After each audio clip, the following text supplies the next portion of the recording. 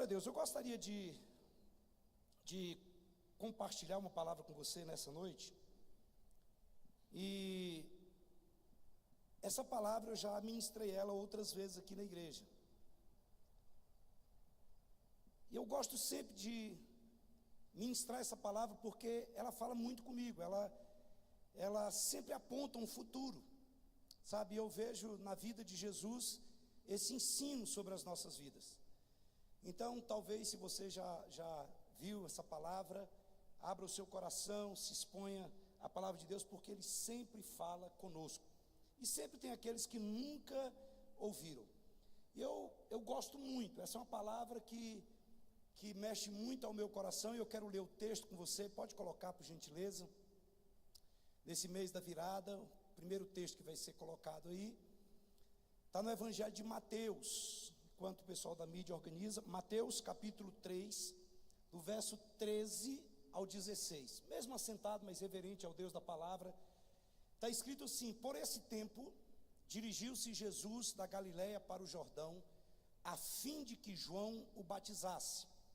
Ele, porém, João Batista, o dissuadia, ou seja, tentava convencer a Jesus, dizendo: eu aqui preciso ser batizado por ti, tu vens a mim? Mas Jesus lhe respondeu: deixa por enquanto, porque assim nos convém cumprir toda a justiça. Então, João Batista, ele o admitiu. Batizado Jesus, saiu logo da água. Eu quero compartilhar com você alguns passos que são bem práticos para a entrada de um novo tempo, de um novo ano. E Jesus, ele foi, é e sempre será o nosso maior modelo em todas as áreas das nossas vidas. E Jesus aqui, ele está iniciando um novo tempo na vida dele. Jesus aqui está começando o ministério, já é um trintão, e ele vai dar alguns princípios espirituais que nós podemos colocar em prática nas nossas vidas. Jesus, ele não tinha ainda começado o ministério dele publicamente. Então ele vai, através desse texto aqui, nos colocar algumas coisas que são extremamente importantes para nós começarmos a nos mover. Por quê? Porque geralmente nós temos uma tendência muito grande a querer saber de todas as coisas para começar a fazer alguma coisa.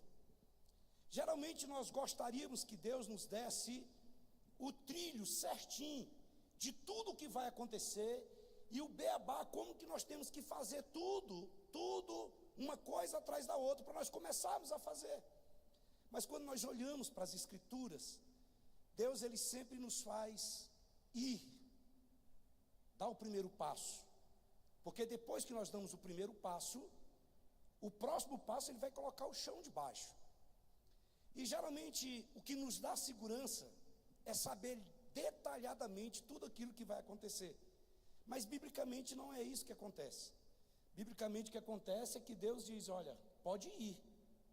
Vai, para onde? Rapaz, não te interessa não, pode ir, vai andando, não dá de doido não, pode ir que no caminho eu te mostro como é que vai acontecer. Porque nós queremos a segurança. Geralmente a maioria de nós aqui, isso me inclui, nós sentamos no mesmo lugar, nós comemos no mesmo pit dog, nós vamos no mesmo restaurante. Por quê? Porque isso nos dá segurança. Nós temos medo do novo, porque é desconhecido para nós.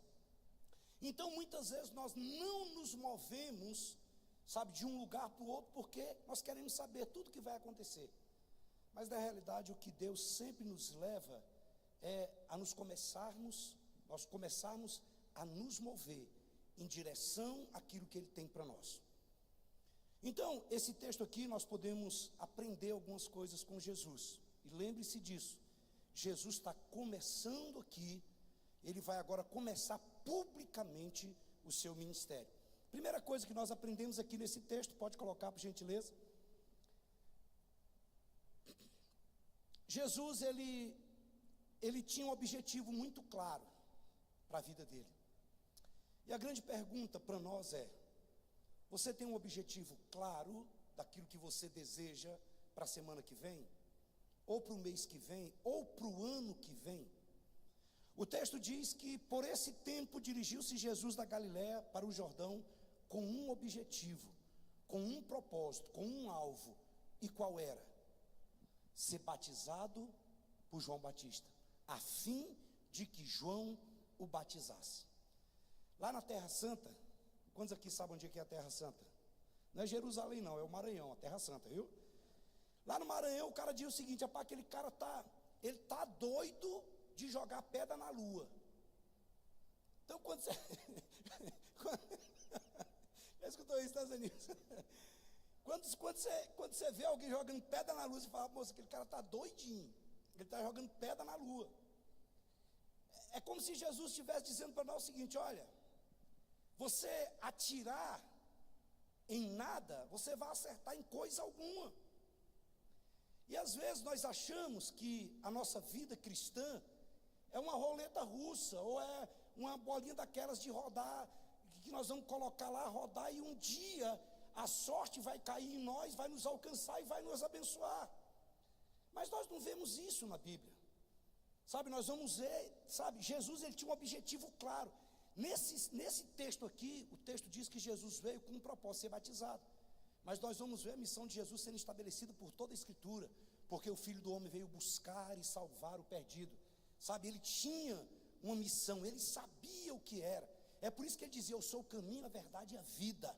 Ele dizia: aquele que beber de mim jamais terá sede. Eu sou o pão vivo que descendo do céu dá vida aos homens. Ele sabia quem ele era e para onde ele iria. Então o texto diz aqui, olha, ele tinha um propósito, que João o batizasse. E eu creio, irmãos, que estabelecermos alvos de conquista é muito bom. Por quê? Porque você sabe que foi a mão de Deus, não foi só a sua capacidade. Objetivos definidos, estabelecidos, alvos estabelecidos diante de Deus, eles dão sentido e dão direção para a nossa vida.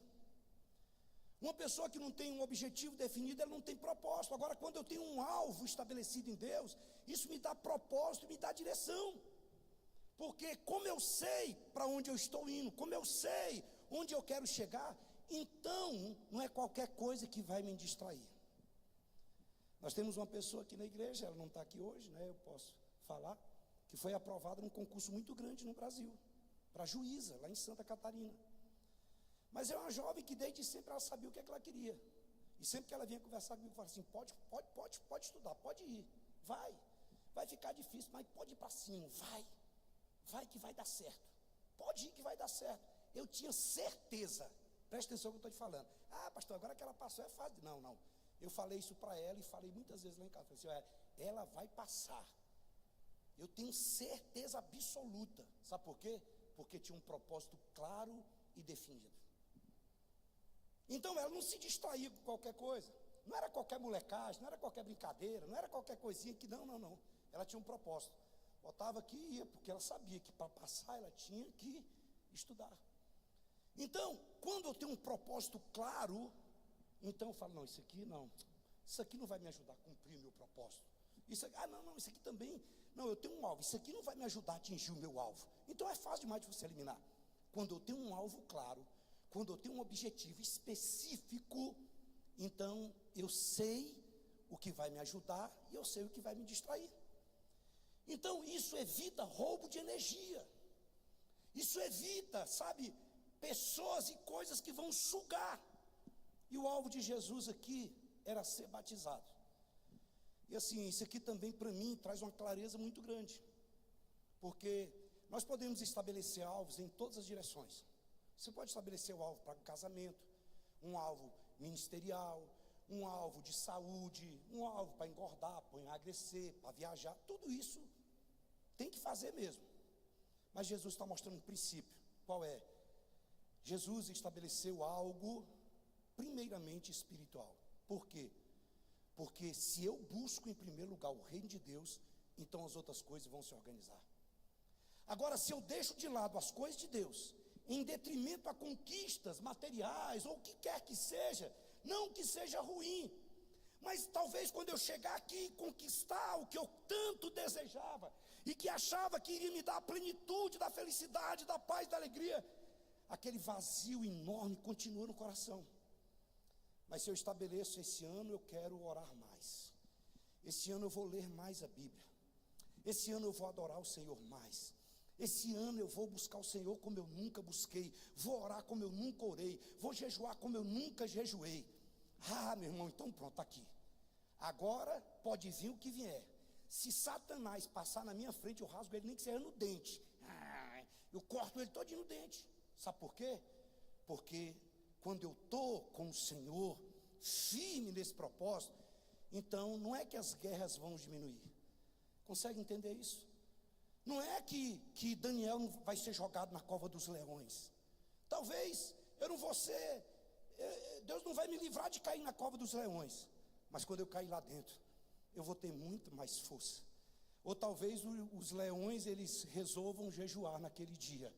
Eu só sei que se eu busco em primeiro lugar o reino de Deus, então fica mais fácil. As outras conquistas farão sentido, as outras conquistas. Agora Jesus fala isso. Tem alguns princípios sobre alvos que são muito comuns em todo lugar. Primeira coisa, defina o que é que você quer de Deus. Mas sempre deixe um espaço para o sobrenatural de Deus. Deseje, estabeleça algumas metas em Deus, mas deixe aquele espaço. Diga: Senhor, o Senhor pode ser extravagante, o Senhor pode me direcionar nos sonhos do Senhor, nos alvos do Senhor, nos objetivos do Senhor. Nós podemos fazer isso. Nós vamos simplesmente: papai, eu quero isso. Pois é, mas talvez Deus quer muito mais. Mas defina o que você quer, e de preferência, escreva. Escreva. Sabe por quê? Porque na hora que chegar o milagre, você não vai achar que foi sorte. Você não vai achar que foi a sua capacidade, porque eu estudei demais. Não. Eu coloquei em oração. Deus, na sua soberania, Ele pode fazer o que Ele quiser, mas Ele decidiu deixar o homem participar disso através da oração. Porque Ele pede para nós orarmos, para que a vontade dEle, que é feita no céu, se manifeste e seja feita na terra. Então, coloque os seus alvos de oração. E nós temos dito: olha, pegue 2 cartões. Um você preenche e coloca ali para nós estarmos orando. Segunda-feira que vem nós vamos começar 31 dias de oração aqui na igreja. 5 da manhã, 5:30 da manhã e 9 horas da noite. E nós vamos estar orando por esses pedidos. Mas também é para você manter os seus alvos vivos. Eu volto a afirmar: não existe roleta russa no mundo espiritual, que um dia vai ser o seu dia de sorte e a bolinha vai cair o seu nome bingo. Não, mantenha os seus alvos vivos. De vez em quando você pega esse cartão, ou então você escreve lá no seu celular. Irmãos, não tem coisa melhor e maior do que você, daqui 10 anos, 15 anos, você está vivendo aquilo que você orou. Você está dentro daquilo e fala assim: poxa, isso aqui um dia foi um sonho, isso aqui um dia foi um projeto em oração, colocar diante de Deus. E você fala: eu tenho até hoje o pedido. Eu tenho algumas folhas de papel escrito, sabe, de 1989 e 90, alvos de oração, compra de casa, compra de imóveis, tudo isso. Aí quando você pega aquilo, você fala: Ele é o mesmo, Ele é imutável. Alguns dias atrás eu falei a respeito disso. O que matou Golias não foi a pedra que Davi jogou, a pedra só derrubou. O que matou Golias foi a espada que ele tirou da cintura de Golias e cortou o pescoço. Mas sabe onde é que ele colocou a espada? Dentro da tenda dele, de Davi. E eu creio que os anos seguintes, que seriam anos de perseguições e de luta, todas as vezes que Davi entrava dentro da tenda e via a espada, falava: Ele é imutável. Se Ele me livrou das mãos do gigante, Ele não mudou. Ele vai continuar me livrando, me guardando e cumprindo com as suas promessas. Então, mantenha os seus alvos vivos. Como é que eu mantenho um alvo vivo? Não adianta eu simplesmente chegar aqui e escrever um bocado de coisa, colocar aqui dentro, aí daqui 2 meses falar assim: os seus pedidos, eu nem lembro mais o que foi que eu pedi, eu nem sei, eu escrevi um bocado de coisa lá, mas não. Você mantém o seu alvo vivo, olhando para ele, sabe, você orando e dizendo: Deus está aqui. Ou então talvez nessa caminhada aí você vai realinhar os seus pedidos de oração. Você vai dizer: Deus, esse pedido aqui eu vou dar uma ajustada nele. Como é que eu vou manter meu alvo de oração vivo, os meus objetivos vivos? Apresentando diante dele. Filipenses 4:6 diz: não andeis ansiosos com coisa alguma, antes tudo seja conhecido diante de Deus, as suas petições, as suas necessidades, seja conhecido diante de Deus, através da oração, da súplica com ação de graça. Aí no verso seguinte ele diz: e a paz de Deus, que excede todo entendimento, guardará o vosso coração e a vossa mente em Cristo Jesus nosso Senhor. Então Jesus tinha um alvo claro, então tem uma visão clara de vida e de destino. O que é que eu quero de Deus? O que é que eu vou fazer? Isaías 32, 28 diz: o nobre, preste atenção, Isaías capítulo 32, verso 28 diz: o nobre projeta coisas nobres. Pastor, o que é coisas nobres? Tudo aquilo que glorifica o nome de Deus tem nobreza. 1 Coríntios 16, 31, Paulo diz: portanto, quer comais, quer bebais ou façais outra coisa qualquer, fazei tudo para a glória de Deus. E aqui Isaías está dizendo, Isaías 32, 28, mas o nobre projeta coisas nobres, e na sua nobreza ele prosperará. Então estabeleça alvos espirituais, alvos financeiros, alvos de viagem. Não, esse ano eu vou tirar férias com a minha família, eu vou para a praia, sabe, eu vou para Dubai, eu vou para a Espanha, nem que seja para a Espanha de Arroio no Maranhão, mas eu vou, estabeleça alvos diante de Deus, isso é muito importante. Segunda coisa que nós aprendemos nesse texto, o texto diz, primeiro, um alvo estabelecido, diz: por esse tempo dirigiu-se Jesus da Galiléia para o Jordão. Existe uma quilometragem da Galiléia para o Jordão. Eu creio que Jesus, ele sai da Galiléia e vai para o Jordão com um propósito, mas ele poderia muito bem, naquele tempo não tinha celular, mas tinha molecular. Ele podia chamar um moleque e falar assim: ó, vai lá, fala para João vir aqui me batizar.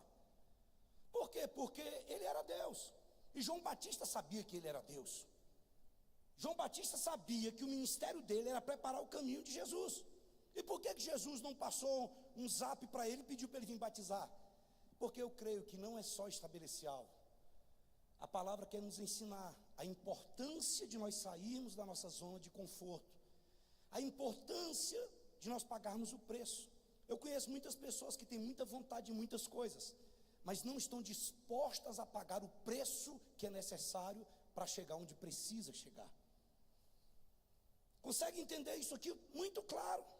Naquela época não tinha Uber, não tinha moto Uber. Naquela época camelo era Ferrari, cavalo era Porsche. Então provavelmente Jesus foi a pé, no pezão, exatamente para mostrar para mim e para você que nenhum pedaço de pão é de graça. Já viu alguém falar assim: não, vamos lá porque a comida hoje é de graça para você. Alguém pagou um preço. Então o texto diz que Jesus se dirige da Galiléia para o Jordão com um propósito. E qual era? Ser batizado. Estabeleça alvos diante de Deus. Estabeleça. Seja específico.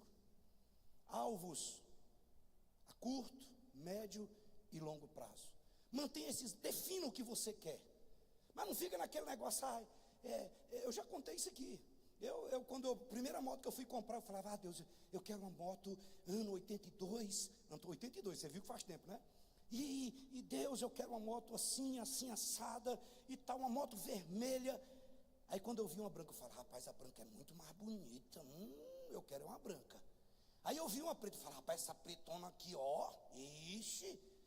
Aí eu acredito que o anjo ficava lá em cima e falava assim: eu vou esperar ver o que é que esse maranhense quer vir para poder ver, porque eu não sei, uma hora ele quer branco, outra quer amarelo, outra quer verde.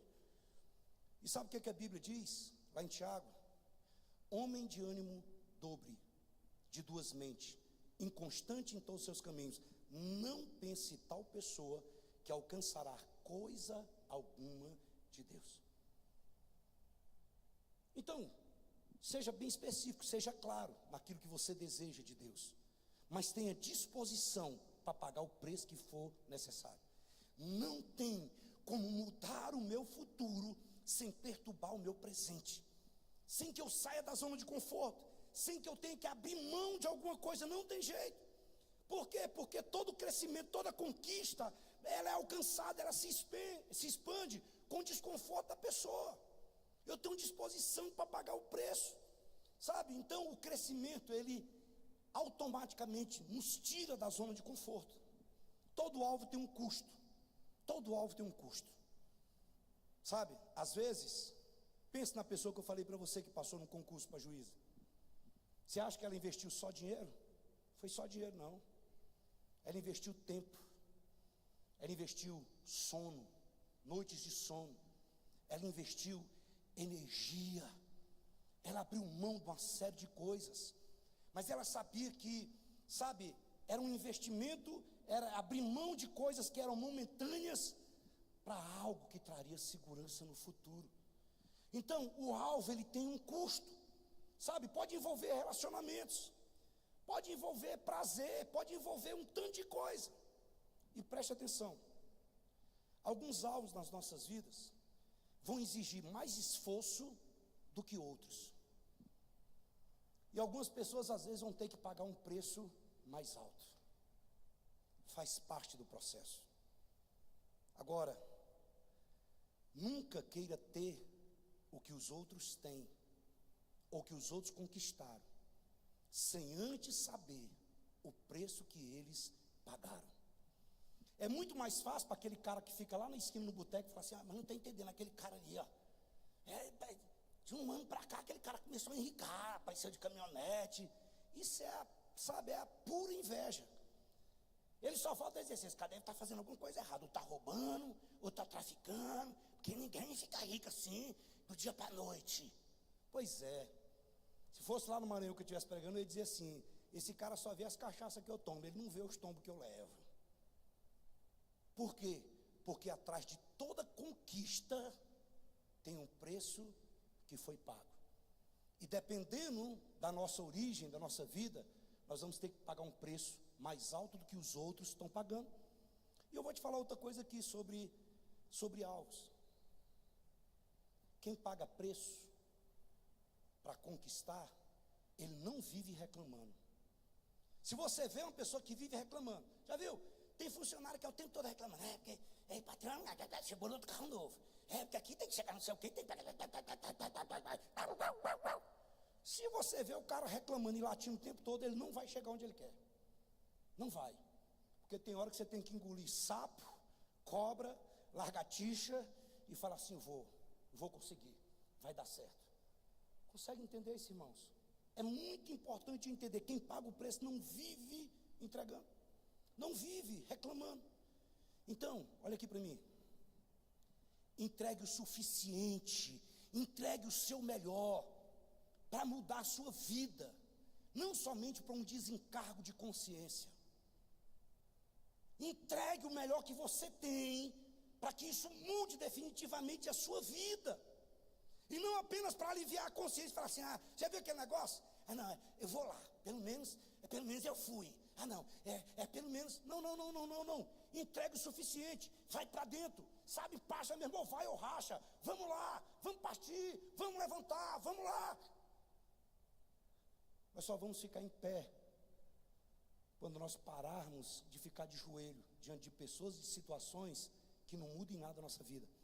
Então se entregue em qualquer alvo que você estabelecer, o suficiente para mudar a sua vida, a sua trajetória, a sua descendência, o futuro dos seus filhos, dos seus netos, da sua descendência toda, não simplesmente para ter um desencargo de consciência.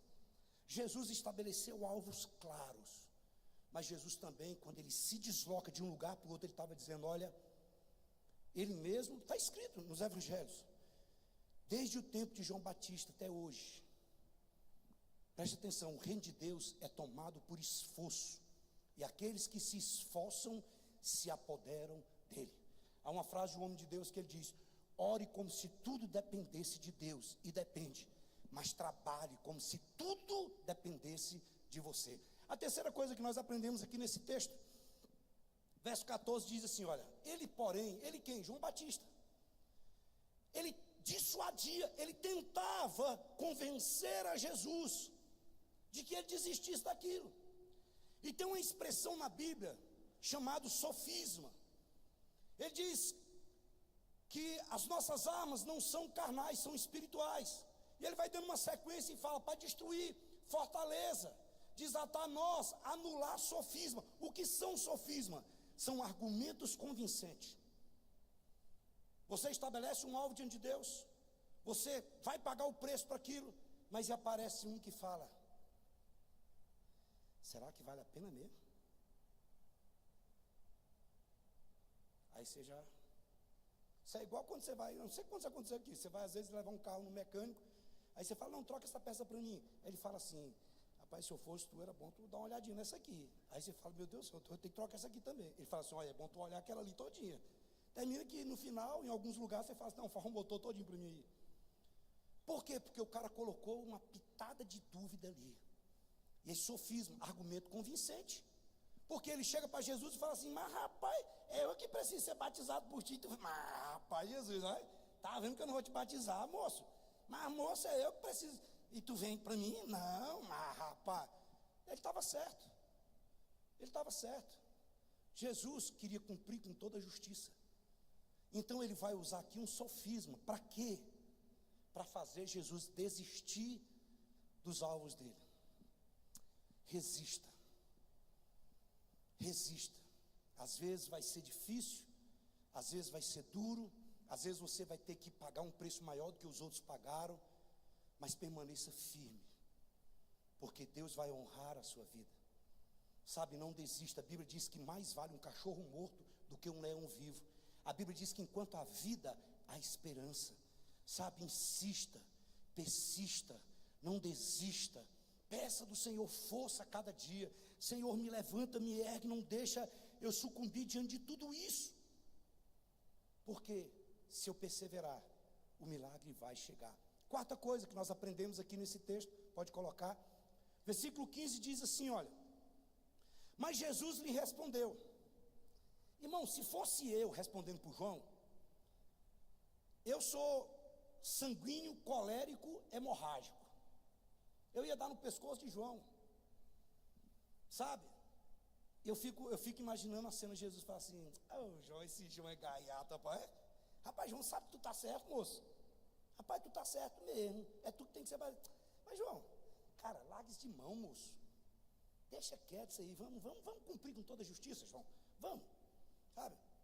Aí eu acredito que João deve ter lembrado daquele texto lá assim, ó: a palavra branda desvia o furor. Jesus podia ter esticado a corda aqui, irmãos. Jesus podia ter elevado o nível aqui da régua. Mas Jesus falou: aí, João, bate aqui, João. Aí, João. Não, João, mas deixa quieto, João, tá bom. Jesus falou com tanta graça, com tanta habilidade, com tanta sabedoria, que João falou assim: tá certo, Jesus. O Senhor está certo. Sabe que o Senhor está certo? E o texto diz: então João fez o quê? O admitiu.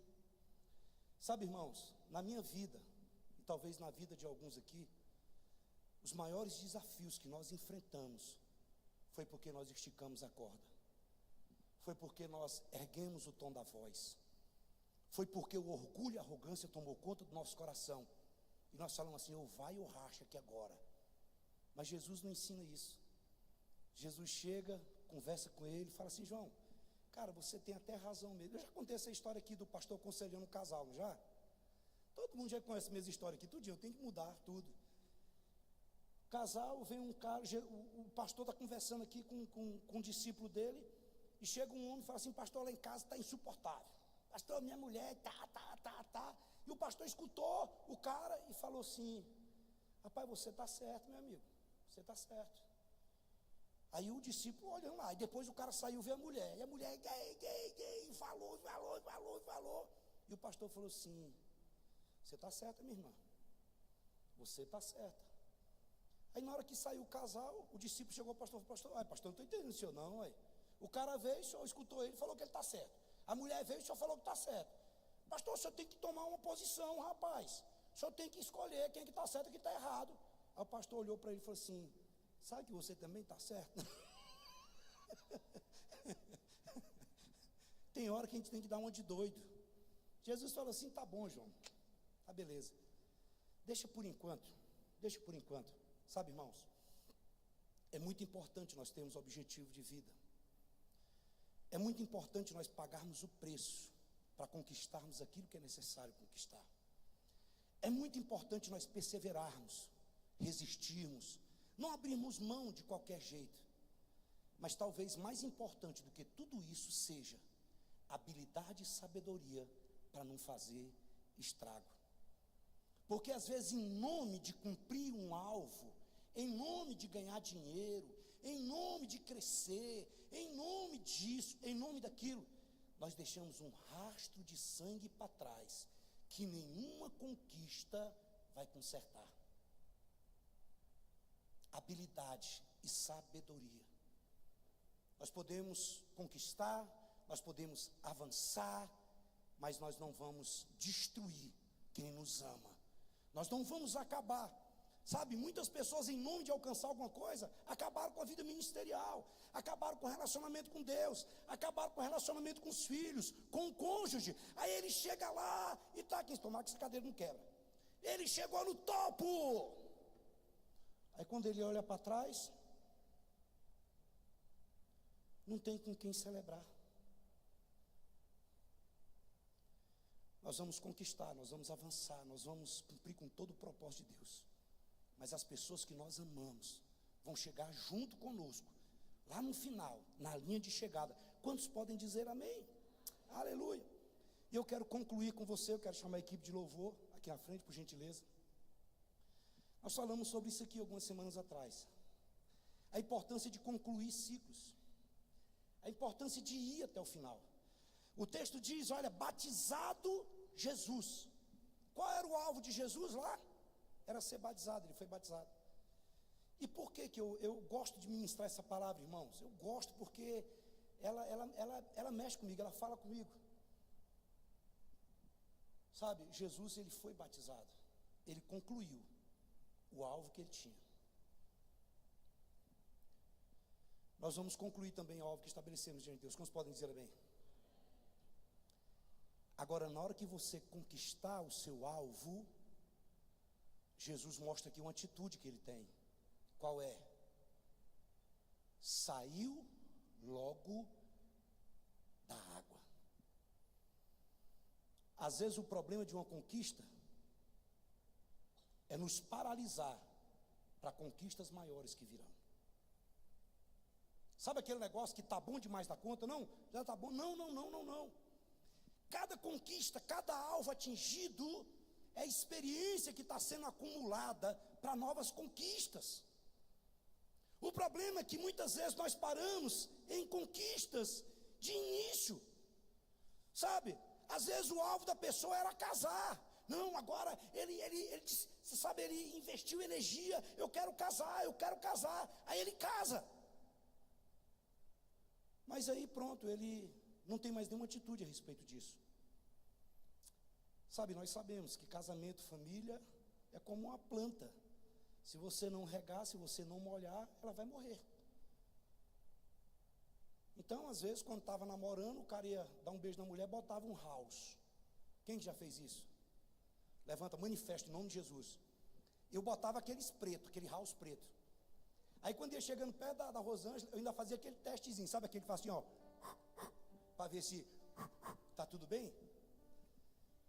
Andava cheirosinho, meu irmão. Eu batia perfume na camiseta. Batia perfume para ficar assim bem cheiroso mesmo. Aí depois que casa, precisa eu falar, né?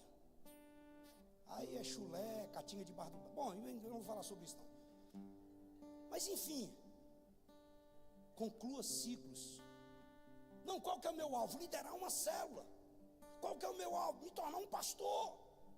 Aí uma vez que eu consegui, aí eu fiz o quê?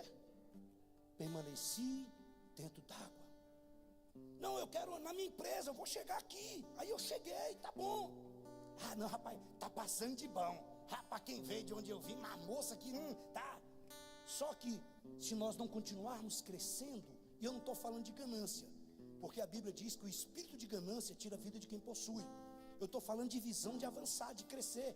Porque quanto mais influente eu for, quanto mais eu receber de Deus, mais influência eu posso ter sobre o ambiente, sobre as pessoas. Maior eu posso fazer o nome de Jesus engrandecido. O texto diz que Jesus saiu logo da água. Talvez a maioria de nós aqui, talvez não seja nem estabelecer alvos. Talvez seja sair da água, tomar atitude, sabe, em todas aquelas conquistas que nós já tivemos em Deus, para poder alçar voos maiores. O término desse texto diz que logo após Jesus ter saído da água, 3 coisas aconteceram. A Bíblia diz que o Espírito Santo veio sobre ele, os céus se abriram, o Espírito de Deus veio sobre ele e veio uma palavra do Pai dizendo: esse é o meu filho amado em quem eu me comprazo. Todas as vezes que nós saímos da água e tomamos uma atitude de fé, o céu se abre, o Espírito nos capacita. Talvez você se ache insuficiente, talvez você diga: eu não consigo, mas o Espírito de Deus, Atos 1:8 diz: recebereis poder ao descer sobre vós o Espírito Santo. Então todas as vezes que o céu se abre, que eu tomo essa atitude, o Espírito vem sobre mim, e é o Espírito que me capacita. A Bíblia diz que os céus se abriram.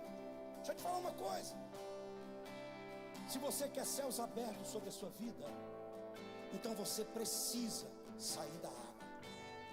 Você precisa dar o passo, porque Jesus vai colocar o piso. Geralmente nos aeroportos, quando está tudo preto, quando está tudo escuro, quando está chuvoso, eles dizem: olha, não pode decolar e nem pousar avião, porque o céu está fechado. Mas quando nós olhamos para a Bíblia fala que céus abertos é o derramar da bênção de Deus. Céus abertos, quando eu saio da água, quando eu decido em Deus fazer isso, a Bíblia diz que os céus vão se abrir. Eu quero declarar um tempo de céus abertos sobre a sua vida. Eu quero declarar em nome de Jesus um tempo de céus abertos sobre o seu ministério, sobre a sua casa, sobre todas as áreas da sua vida. E ele termina dizendo: e veio uma palavra do Pai dizendo: esse é o meu filho amado, em quem me comprazo. Muitas vezes nós reclamamos que parece que Deus não está falando conosco, mas muitas vezes Deus não está falando porque nós não estamos saindo da água, porque nós não estamos tomando uma atitude. Porque quando nós saímos da água, o céu se abre, o Espírito vem, e vem uma palavra de Deus norteando, direcionando, afirmando a nossa identidade, determinando o nosso propósito. Jesus, no capítulo seguinte, ia enfrentar o diabo tete a tete no deserto por 40 dias.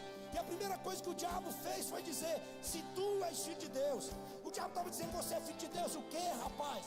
Você não é filho de Deus. Se você fosse filho de Deus, você não estava passando por isso, você não estava sendo tentado, você não estava nessa tribulação. Mas Jesus tinha uma palavra que veio do céu, e a palavra era: você é o meu filho amado, segura a onda, e eu tenho prazer em você. Eu quero declarar sobre as nossas vidas um tempo de céu aberto, de revestimento do Espírito e de palavras de Deus, palavras remas, palavras específicas, palavras que destravam o nosso destino, que nos instigam, que nos empurram para o cumprimento do nosso propósito em Deus. Quantos podem dizer amém? Se coloque de pé enquanto é cantada essa canção. Se você quer e pode, erga suas mãos aos céus.